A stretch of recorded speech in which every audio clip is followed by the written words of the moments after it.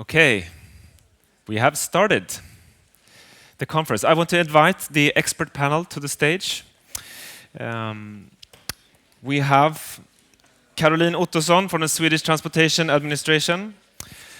Jonas... No, just... Pernilla Helander from the Swedish County Traffic Administration, Daniel Firth from Stockholm City Department of Transportation, Jonas Eliasson, professor at the Royal Institute of Technology, and Noah. So I would like a very short, just a yes and no answer, starting with you, Jonas. Are you surprised of these? Of the results of this project, yes or no? No. No. No. No. No. No. Thank you.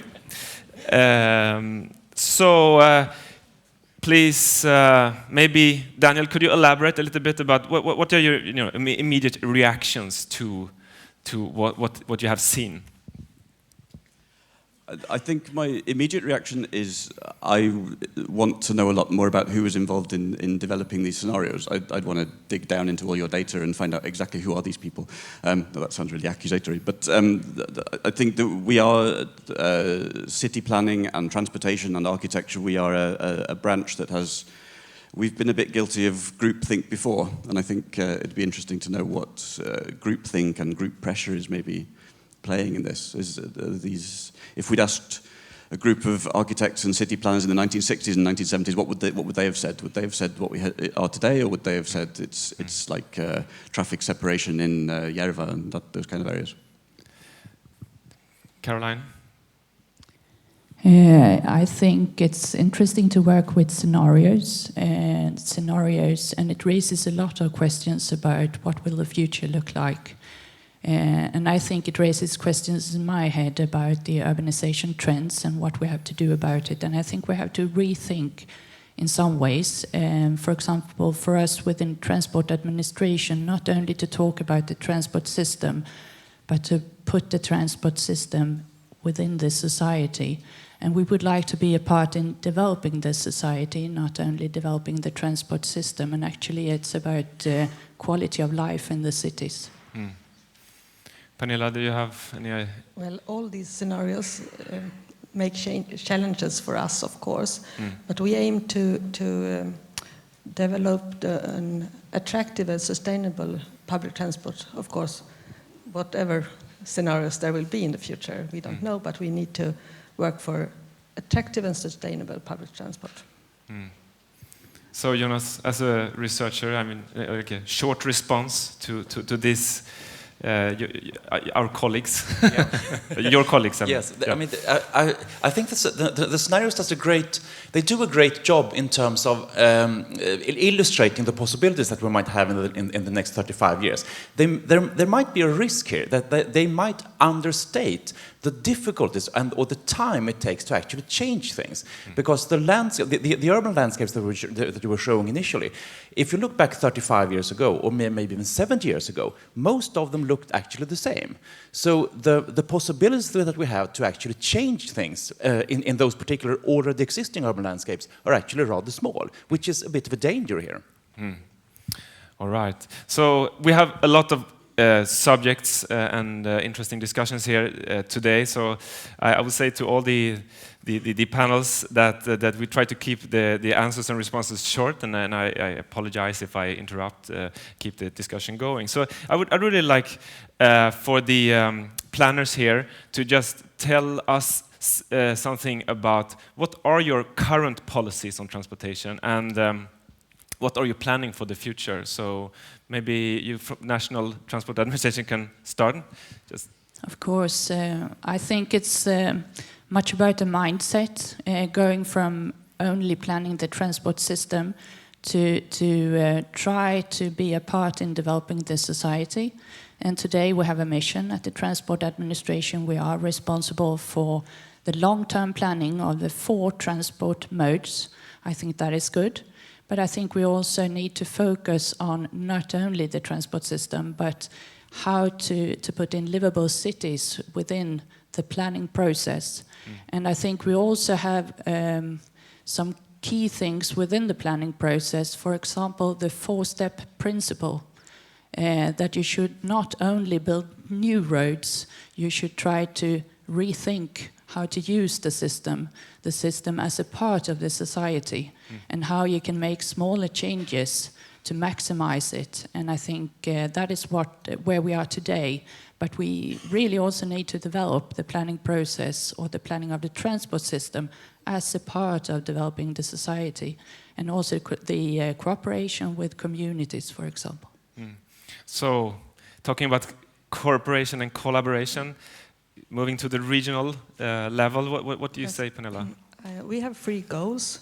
First, attractive journeys, of course. The attractivity is very important, but also accessibility and what you can call united region to reach to each other. But also effective and environmentally friendly journeys. And to summarize, the goal is to increase the public transport traveling, but also to make everyday life better. That's our mission. Everyday life should be better for everyone living in this region. So what are you planning for the Stockholm region, like in coming 10, 20 years? Well, a lot of things, really. First, we have expanding for the Stockholm metro system with 9 new stations in the coming 10 years. And we have the Stockholm City Line from Transport Administration. And thanks to that, doubles the capacity for the commuter trains. And we have also a lot of projects for expanding tramways and upgrade the metro system. And we have, of course, we also need to have projects for interconnections between junctions. So the system will work together. And we are also testing electrical buses. That is an interesting project for the future. So boiling it down now, going down more locally to Daniel, and you have been responsible for the strategic traffic plan of Stockholm. Can you tell us, what does it say, your plan? Give you the quick version, it's about 70 pages. So, I think the city of Stockholm has a really strong tradition of integrating planning for transportation and city planning, and that's really, really important. So we're kind of standing on the shoulders of giants in that way and trying to consolidate it and build on it. We have a city plan, it's called the Walkable City, which kind of gives you a hint of what we're looking at. It's about densification, it's about increasing the variety of activities. And our transportation plan, it's called the Urban Mobility Strategy, Framkomlighetsstrategin in Swedish. It's about the things that we need to do with our road network in order to support this plan. So how can we use this space between the facades of the houses in the best possible way to promote sustainable transportation, to get as many people through as possible, but also to fulfill the other really important role that our streets are playing, and that's as one of the city's, or the city's most important public realm. It's a really important role that we've kind of forgotten about as transportation planners, as we've looked at all our figures of how fast we can get the cars through, is looking at this whole other aspect of the streets. The streets aren't just for saving time by getting through as quickly as possible, they're for kind of wasting time or spending time by hanging around and doing nice things and looking at each other and meeting our fellow citizens. So, hearing you responsible for the plans and the practices, this sounds great. Really, but if we now, take it to the critical side of it. I mean, what do you say, Jonas, as a researcher? Looking from outside and see you see all these nice policies and plans and goals, and I mean, how realistic are they? Looking at, as you mentioned before, looking at what is actually happening to the city. Yes, I think the different levels have different kinds of challenges in terms of. I actually think that the great problems or challenges ahead are not so much in the urban core, the inner city, which is actually what most of the city of Stockholm has responsibility for. The most trouble is brewing actually around the urban fringe and the urban periphery, where we have poor urban environments, poor in terms of accessibility and architecture, and also socio-demographically. The things that are going on in the inner city is actually kind of okay. That's not the big problems. The big problems, they are generated around the urban periphery, and then they are sort of exported from the urban periphery into the inner city, where they create congestion in terms of too much car traffic and so on. And then we also have a problem in terms of public transportation, especially in terms of basically economic efficiency. We'd like to do a lot of things, we know what the right things are, but we need to fund them as well. So Noah brought up the issue of autonomous cars, and it's not so distant as we maybe think. It's already on the roads in Gothenburg. Noah, could you just expand on what is really happening in that field, and what is the car industry doing? Yes, so this is one of those things which is going to surprise us, is going to arrive in a way which is much sooner than we thought. There are over 1 million miles traveled by self-driving vehicles just by Google alone in the United States. Almost all the major car manufacturers, Audi, Volvo, Mercedes, Ford, Tesla, have self-driving vehicles in weak form today. So for example, they have this thing in the Tesla called lane assist. You press a button, and as long as you're on the highway, it drives completely without you. It can navigate around cars. It doesn't yet get you to your home. You can't sit in you get in your driveway, you press a button, and it drives you exactly to where you want to go. But that will arrive in, let's say, 10 years in the most conservative outlook. And so that raises a whole host of policy and planning implications, which has the potential to fundamentally transform a lot of the urban real estate economics, a lot of the transport issues, especially if there's business models which are more pleasurable and more cost-effective than public transport. And this is what we see in some places in the United States and elsewhere with Uber. It's a far more luxurious, comfortable environment. It comes right to your door. It's all easy, taken care of, straight through your phone, and it's undercutting the public transport infrastructure totally outside of the public sphere. So these are an example of the kind of trends which might disrupt that. Jonas, any comment? I mean, from the Swedish or Stockholm perspective. Yes, as opposed to the US, most of our congestion is actually not caused by low capacity on the highways, which is not for all the US cities, but for many of them. But they're actually caused by low capacity in the junctions. And the junction capacity, that basically don't go up a lot, even if you have self-driving cars. So I don't believe in self-driving cars as a nearly enough an answer to urban congestion in typical European cities. What might happen, though, is that people will accept longer travel times. So it might as well be ending up with having more car kilometers and people actually living further away from work and service than before. It might be an important comparator to long-distance railway, for example.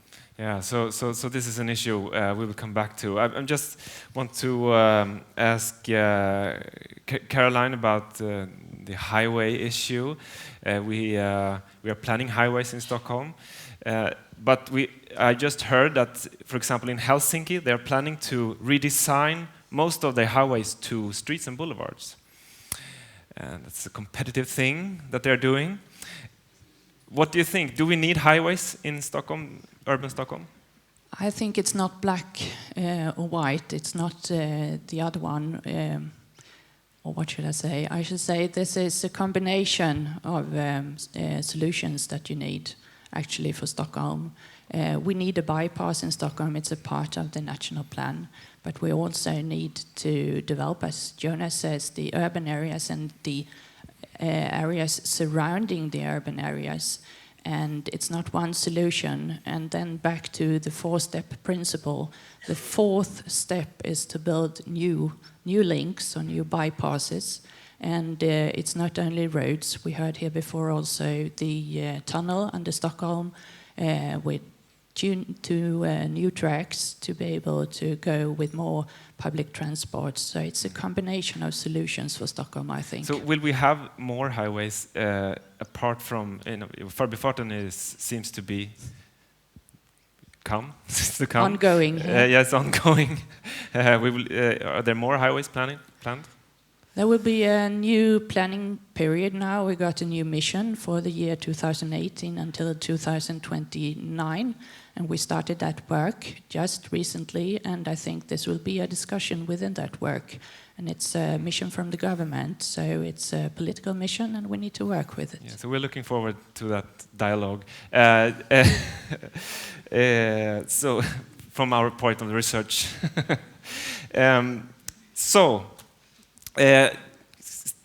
Stepping over to public transport, we have something now called the Stadsmiljöavtalet, which is the state going in and financing transit if the municipalities promise to build more housing. However, you can look at it and say, what if we get new